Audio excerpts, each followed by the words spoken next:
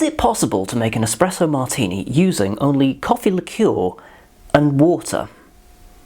It's a claim that sounds too good to be true, and I was definitely in that camp, but apparently it's a thing. So let me quickly explain this one. I was scrolling through Instagram lazily a few mornings ago, and I came across the Conker feed, and they basically did what I'm going to be covering today. They made an espresso martini just using a load of this and a bit of water. And I remember watching and thinking, that could be a game changer. Surely that can't be real, that can't work.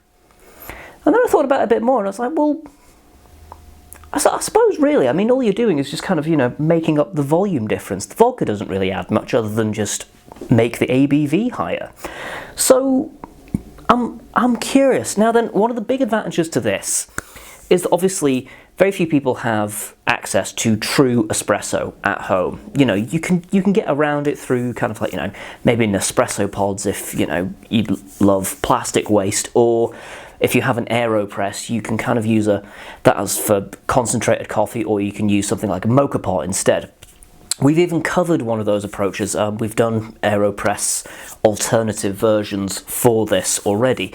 But if all you need to do is chuck a bit of water into it, I mean, amazing. I mean, think of the time saved for parties when we can eventually do that again. So we're going to cover this today. So I have, in this Nespresso cup, 70 millilitres of the Conker cold brew.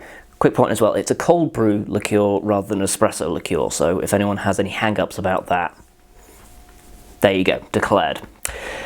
And 30 millilitres of water, and that's all that is going to be going into this. So, I have here a shaker with ice. That's going to go in. And I'm going to shake it, strain it out, and we're going to have a quick look at it. Now then, obviously, this doesn't contain espresso. Are people going to give a shit? Some might. If you're already looking at this recipe, chances are you're okay with subbing those things out. At the end of the day, you just want some alcoholic coffee in a nice glass. I'm definitely in that boat, but we're going to talk about caffeine as well in a second, because there is a lot in this.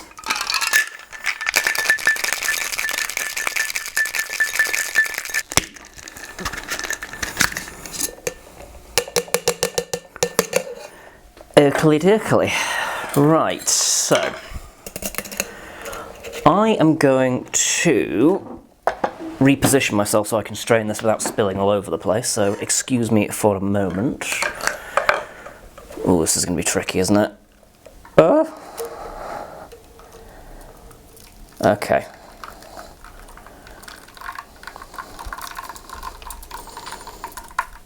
It would be super awkward if I screwed this up. Okay, so this is our finished drink. Now the coupe that I've chosen is maybe a little bit big for this method. You're going to get about 110 ml of product once you've factored ice dilution into it. Because obviously you have 100 ml of liquid, and then you're going to get a bit off of the ice as well. It has developed a crema, which I'm excited about, and you know what, to the untrained eye, in fact even to the trained eye, it does look like an espresso martini. The head is a bit thin on it, but I mean, hey-ho, we'll let that go. I'm not sure if it'd be able to hold coffee beans on it.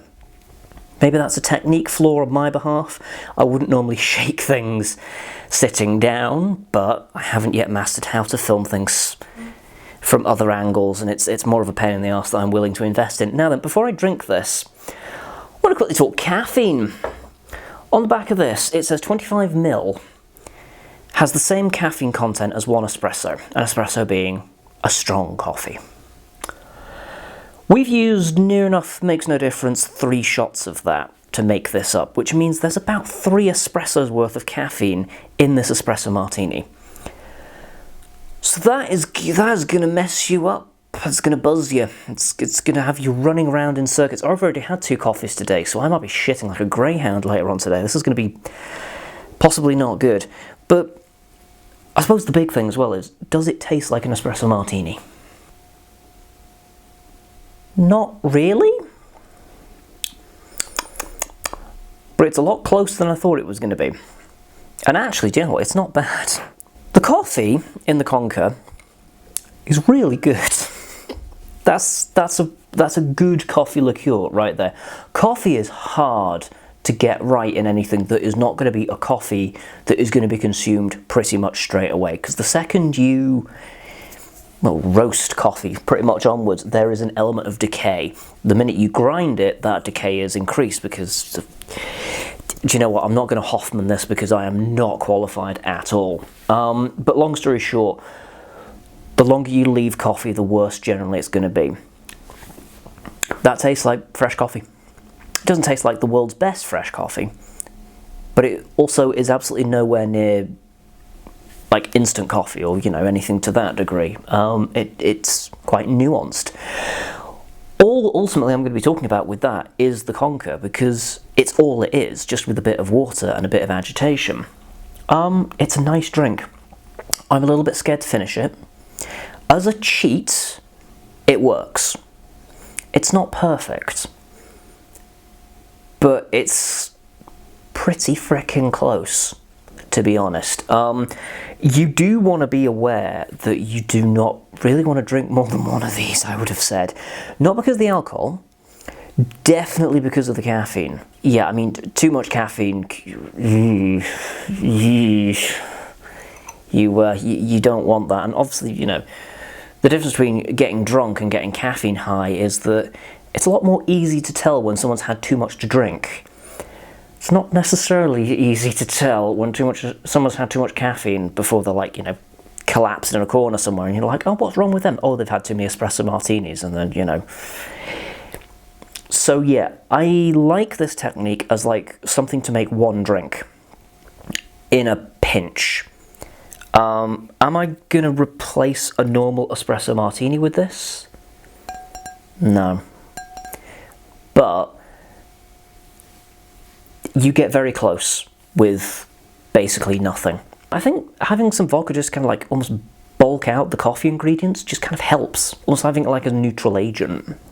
But yeah, there's elements from the liqueur which aren't... They're not as well rounded, because they don't have the espresso and they don't have the vodka in there as well to kind of like give them something else. If you like the liqueur, then you're going to like this. I do like this. I get the feeling like I haven't quite made my mind up about it. Yeah, I'm not sure I can draw a proper conclusion from this. It's nice, I like it. Absolutely give it a go.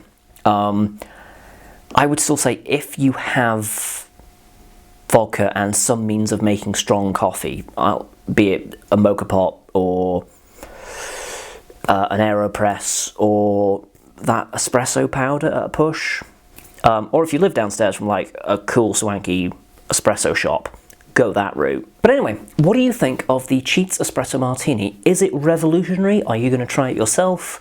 Or are you going to stick to making them the old-fashioned way? Thumb this video if you enjoyed it, and do join me next time where I'll be drinking something else.